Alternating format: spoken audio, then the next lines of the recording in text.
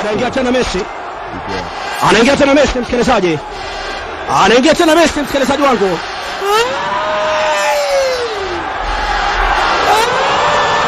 Kiana Ula anatumia goli kushoto msikilizaji. Anafunga goli kubwa. Goli ambalo kwamba linaweka kifua mbele Bayern, mabingwa wa Bundesliga wakiwa na goli moja. Barcelona hawana sufuri. Tuambizane ukweli msikilizaji wangu. Barcelona uwanjani ni kama mkulima wa miwa.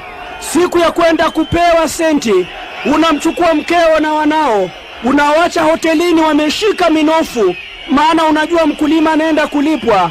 Ukifika kwenye benki, senti zilikatwa za mbegu, zilikatwa za magunia, mpaka unadaiwa bado za kupalilia.